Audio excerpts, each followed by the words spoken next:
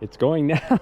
I don't know why it cuts off like that sometimes. Maybe it's after a certain period of time. Right. Yeah, so like for example, we'll probably leave this one and that one and you know some of these. The other ones you can feel free to cut and eat, but you want to leave. But you don't leave. You don't eat the. You don't cut down the big tree part. No, that's what you want to leave. Okay, because gotcha. when it goes to seed in say October, it'll drop all the seeds. They'll go dormant for the winter, and then come. So they do grow from seeds originally. Yep. Okay, gotcha. And then, but they'll if we were to dig these up, you'd see huge tubers, and those all started from seed. So that's crazy. Yeah, and then you'll see here. Oh my God! I think I walked over. Well, hopefully I didn't. Oh. No. Oh wow! You got it hidden in the forest. This is nectarine. You can see that this is starting to come out.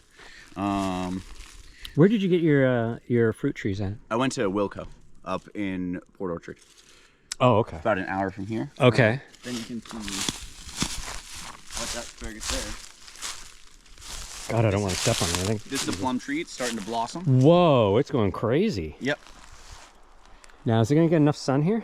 Yeah, it's already getting enough sun. But okay. What's going to happen is we're going to sacrifice at least 1, 2, 3, 4 of these maples so that we can bring in. We're going to bring in sugar maples from the East Coast. And so we can tap for maple syrup. Look at you. This will become, oh, this is a nice tree. This is unfortunate. These at least these 4 maples here, probably this cedar, this dying fir, and this will become furniture and, you know. Yeah, no, it'll get reused. It'll get reused. Yeah, no, I know you're not going to waste anything. But that'll obviously bring in a lot more light as well. And you don't have a problem with the deer getting your asparagus or anything? That fencing that you saw up there, that's all gonna go around here. I'm gonna start. I gotcha. Transforming this area. Probably take out these smaller trees too. This will all be garden. Well, you know what? If you want some help, you know, I love that kind of stuff. Absolutely, man. That would be delightful. Gosh, you can see this guy is an apricot. It's also starting to. Oh my God. Yep.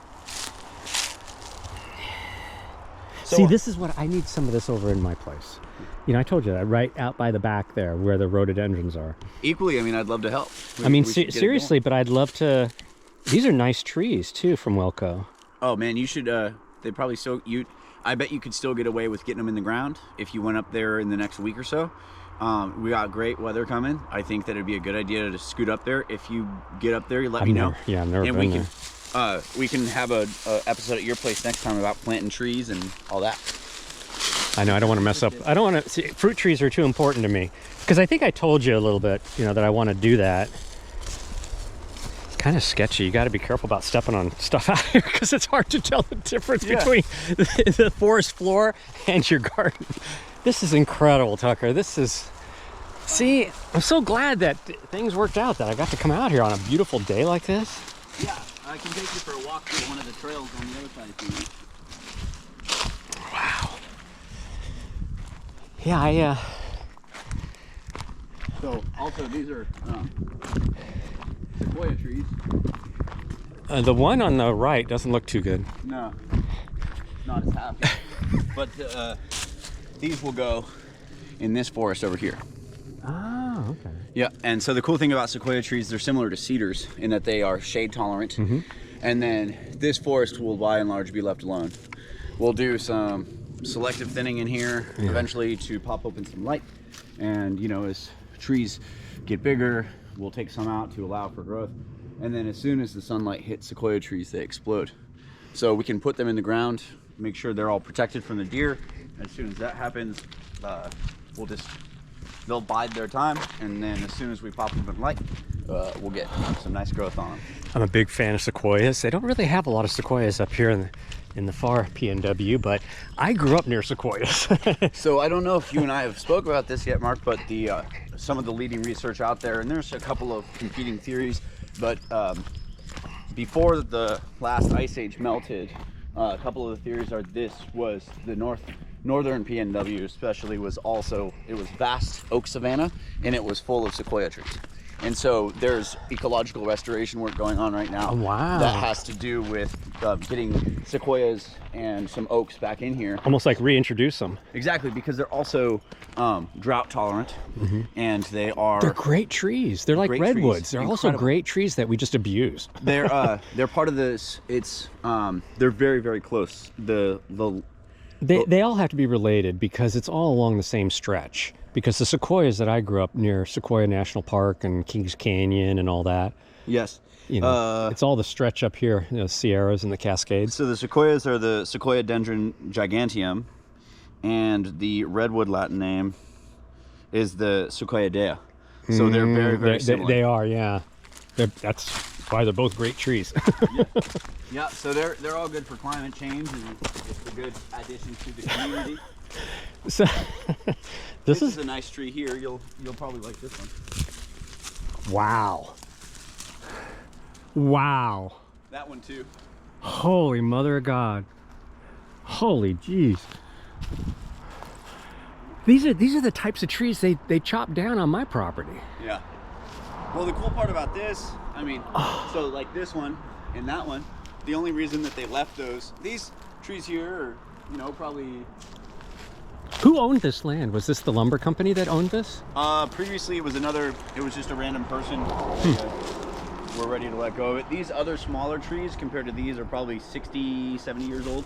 These are probably pushing 150? 200. Oh, 200. But easily. the only reason they left them is because you can't get marketable logs out of these trees. The lumber companies wouldn't enjoy them. They wouldn't like them because there's probably a lot of like pest damage over the years, or burn damage, or whatever. Exactly. And then, like, you know, disfigured, if you will.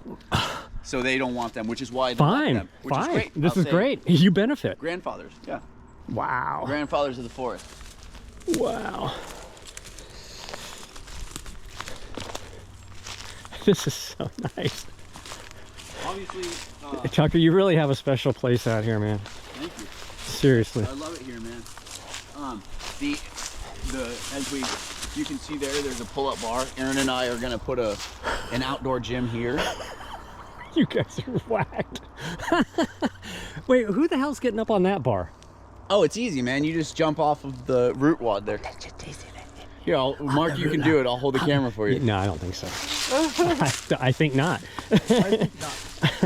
And then the other intention is to bring some more trail access into the middle forest area here. Oh my gosh. This is so extensive. And then we're just coming up on Aaron and I's property line next. Oh, okay. Now, was this trail always here? No, Aaron and I made it. Okay, I thought you might have. Yeah. Yep, so there's the post. Oh. Well, he also has 5 acres, right? Yes. Oh, he's got a pretty house. Yeah.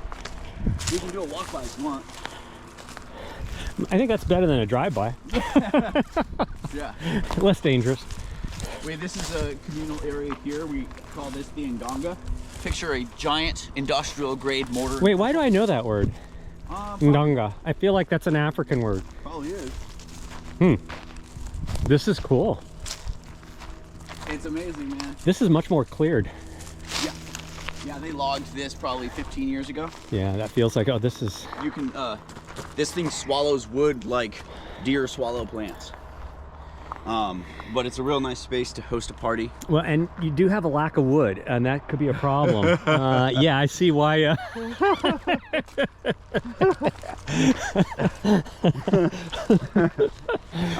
Too much. Yeah, but Jesse and Aaron replanted. You can see these babies. Yeah. So they're coming up good. I'm glad they're doing conifers and not cedars. Sorry. You know, man. Mark doesn't like the cedars. Yeah, yeah. Oh, I didn't know if I told you, but I did a post on the YouTube channel under community. Oh, sweet, man. And I put 5 photos in. And you could do the same thing. Okay. You know, just as like an added little thing. Sweet.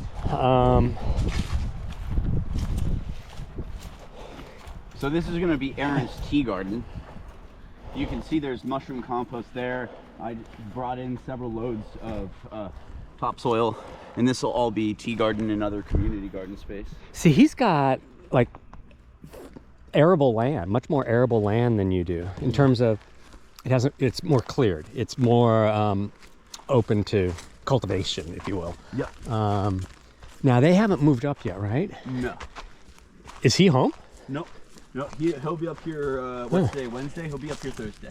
Oh, okay. God, that's got to be a drag after a while, up and back, up and back. Well, it certainly got to be a drag for me. No longer into it. Yeah,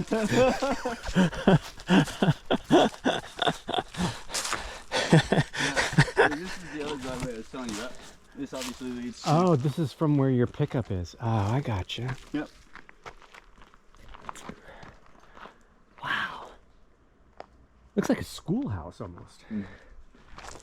Yeah, they definitely have a Nordic roof going on.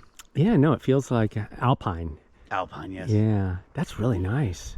Excuse me. It's pretty cool, man. We had a snowstorm. You remember that little snowstorm that we had the night we did the first podcast, actually. Yeah. Well, the next morning... And I remember saying, you better get home. Well, I woke up the next morning and there was just snow just falling off the roof like they had intended. I mean, it's metal roof, so all that snow just slides straight off. Yeah. It was incredible. The snow was gone within a day. The pile lasted for weeks. Wow.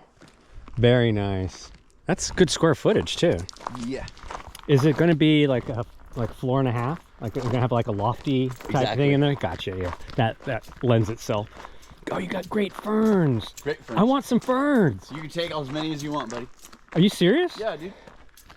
I'll help you dig them up. If you come over sometime, are you serious? This is what I want in the meditation garden. Yeah, get you some ferns. It's all good. Yeah, you got gorgeous ferns.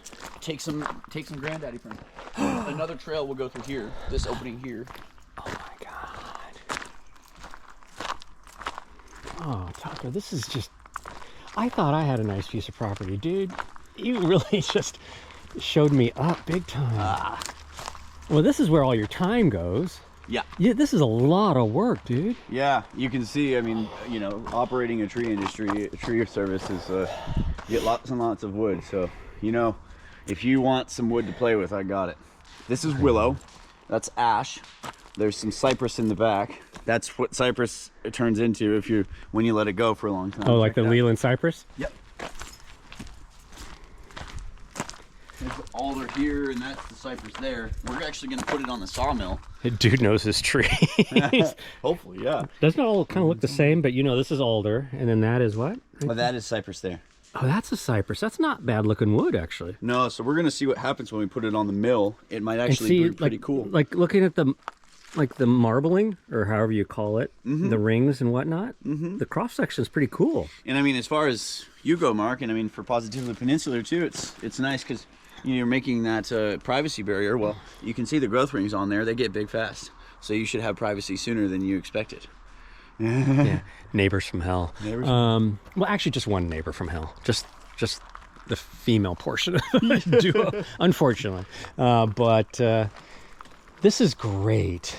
Take a quick trip back to the This is interesting looking. What is this from? This wood. Is willow.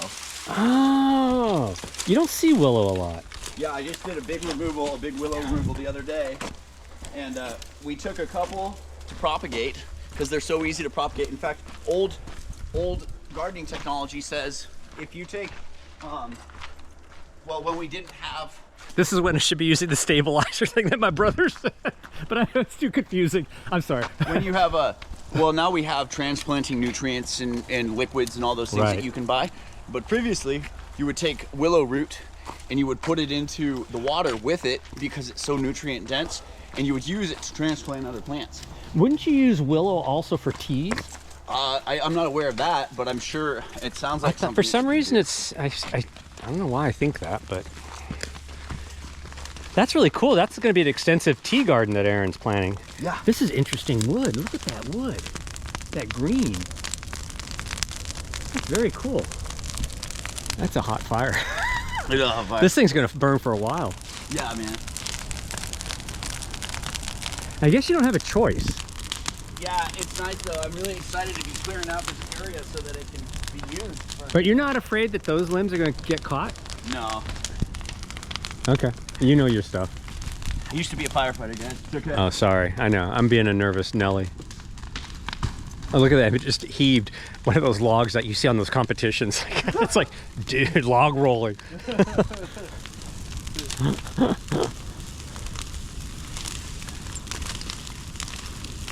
Wow. So I do you remember I told you about, because it reminded me when I saw your asparagus patch, that I did a section out there by the out by the septic tanks, not the leaching fields, but the tanks on the evil neighbor side. Yes. And I just kind of like, you know, half-assed it, and I just got a bunch of these packets on sale from Fred Meyer on wildflowers, and I got all these different kinds of wildflowers. Okay. And I thought I'd just do a patch, and so I got it down to the dirt and rock, and then I added some soil, you know, and whatnot. And it said like 3 to 5 days germination, and that was like a couple of weeks ago, and nothing was coming up, and I was like really bummed. This morning when I went out, I always try to go out for a tour of the back 40.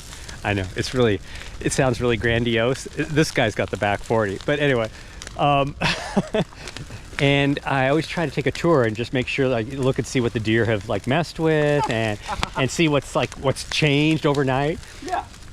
Boom! All this, well, they're all of a sudden they're like all breaking through the soil. I'm like, holy moly! Dude, I bet that was an exciting moment. It was, because I was like so bummed. I'm like, well, that's what you get for buying cheap packets of seeds at Fred Meyer. Although I love Fred Meyer, don't get me wrong, folks. Okay, for your grocery needs, Fred Meyer is a friend indeed. Oh, and I gave you a prop on, I gave you a shout out on the post. Cool. Yeah, your review was really nice, really helpful too. Such a, well, I mean. Does it help with business? Well, I mean, in a bigger way, like, in this day and age, people pay so much attention to reviews, and digital reviews especially. It's not like when you would. Well, that's why I wanted to add a picture. I wanted to really try to do it up right, because I could have just gone an easy route saying, oh, who's fantastic. Like some of the, they're nice comments, but they're like very short and. Yeah. Well, folks, shout out to Mark's kindness. He helped me in a big way, giving me a review, and it's just been so tremendous for business. Mark is a team player. It's not really. I've become a team player, but I didn't used to be a team player. You can ask my old colleagues. Although I have to admit, I did really appreciate my school district allowing me to do my thing. I have to tell you that I just happened to come across my retirement letter, the letter that I sent to the Board of Ed. Yeah, and I was reading it, and I was like going, I started to get emotional. It was just like, whoa. Yeah, I was very thankful. Because we did want to talk about gratitude a little bit. I want to weave in gratitude. I know Mr. Firebug over here wants to do. I keep wanting to say reliance, but it's not reliance. Resilience. It's resilience. I know. I'm having a vocab block. I'm happy to talk about gratitude. No. I want, because we've been needing to talk about resilience forever and a day. Well. So.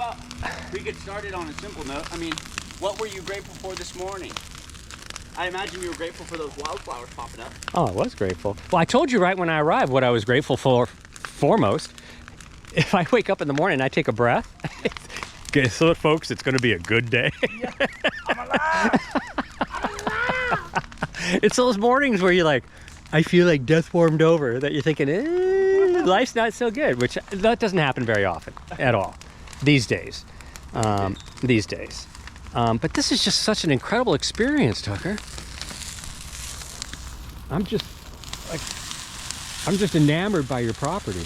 I just couldn't envision it. I couldn't picture it. I'm grateful that you came out. I'm grateful that you invited. See, this is what we call mutual gratitude. See, we're role modeling exactly how it plays out in real life. Yeah. Okay. Yeah. But yeah, in a sense, a lot of what we've been talking about just on the walk was filled with gratitude, and awe and gratitude, to be honest. I'm in awe of what you've taken on and how you're going about things, and just what you're incorporating and the uses for things. And I don't know, I just think it's I don't know, it's just cool. It's a cool thing. Thanks, especially for someone so young. They don't know no better. Just wait. Yeah, reality, life will slap this kid in the face. One day they say, no, I'm just kidding. He's got it under control. He knows what's up. This is like a pyro's dream. I love fire. I know, I do too. But it's something to be highly respected. Yes. It's again, akin to electricity for me. It's just like plumbing isn't such a big deal, but electricity and fire, yeah. Healthy respect. Yeah, you know, I used to fight wildfires before I did tree work, and I think that, you know, something he would jump out with those orange chemicals, you know, with the, you know, his parachutes and blend in with the, you know, camouflage and go take out fires just single-handedly, like Arnold Schwarzenegger. I didn't jump out of planes. I wanted to. I guarantee. But I did, you know, I think that appreciating our forests as it's green, you know, I think fighting wildfires is such a, you know, it's such a different experience to see a forest that's been completely burned, and it's beautiful in its own way, but it's really remarkable to, you know, walk healthy forests. I'm really grateful for healthy forests around here. The Positively Peninsular Northwest Special, many trees. That's such a... But I think a lot of people think that that forest fires are such an anomaly, and they're really a natural part of the cycle of growth and regrowth, isn't it? Wouldn't you agree with that? I mean, it's just like, I think the fact that there've been so many more and bigger fires, that part's not that part, and more frequent. Yeah. The frequency, yada yada yada. I mean, there were a couple of years there, like 20 or 21, 22, or 19. I don't know. There were just crazy fires down in Oregon, and both were bad fire years. Absolutely. California had really bad fires. So, you know, and I think that, like, as far as we go west of the Cascades, there's, you know, as far as making your land healthier and doing work on it, biochar. That's the money, man. Wait, say that again. Biochar. Char is a fish, isn't it? Or also just like... biochar, meaning biochar. Like charcoal, yeah. Like charring it. Exactly, and it's all about... So, east of the Cascades, you know, it's really important to do prescribed burning, because as humans have populated the earth, you know, in the U.S. in this instance, we have to manage the forests because we have terraformed so much. I know. And so we need to manage that by, you know, burning forest. That's a very natural thing. And that's what's always happened, right? I mean, that's always naturally happened. Yeah, I mean, throughout the millennium. The natives, you know, lightning strikes would start them first, then the natives would start fires. We've taken on the same practice. But over here we use biochar, and it's not, this is just a super hot fire. If we were trying to make biochar, we'd make a much more gentle fire, and we would rotate the charcoal around, and then we would take it out of the... It's almost like composting. Exactly. And we'd take it out of the container, and then we would spread it out among the forest floor, and the forest would go crazy. And it's almost like mimicking the whole forest undergoing a forest fire. Exactly. It's the equivalent of bat guano in a garden. Guess who uses bat guano in their garden? Mark. This old dude! This guy likes some bat guano. Oh my gosh, yeah. Yeah, man. I use it on all my stuff now. Yeah, bat guano's the shit. Literally. And so is biochar, literally, yeah. No, that's an interesting thought about biochar. That makes total sense. Yep. Yeah. You know, I think that you know, I mean, Mark and I have shared stories about, you know, some of our upbringing and all that kind of stuff. I think that, you know, in a grander sense, I'm really grateful for the opportunity to wake up every day with projects to do, and with accountability, and with people that rely on me. You know, whether it be Mark and I doing a podcast or my friends that call on me in times of need. I think that all those elements really help me wake up every day with a sense of gratitude, because I'm really happy to be alive. I am concerned with some of the things going on in the world these days, and I think that if you create, I get a lot of, here's what it is. I am very grateful for community. Community makes me grateful. Now, just real quick, when I arrived here, and I don't think we got it on film, but your buddy Jesse was here, and we had an extensive conversation before we even started filming. Because again, as you know, we're unscripted. We're just doing it on the fly. But yeah, no, and I get that real sense of community. And I've met Aaron, and so Jesse really likes you, by the way. He wants your phone number and he wants to hang out with you. So my intention. I'm not that interesting.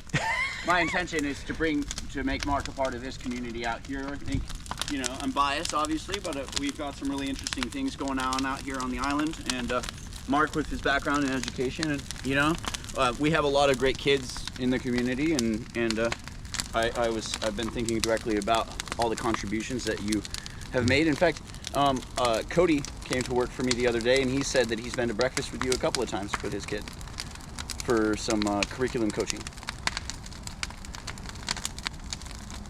Oh, wait, which Cody? Justice's work.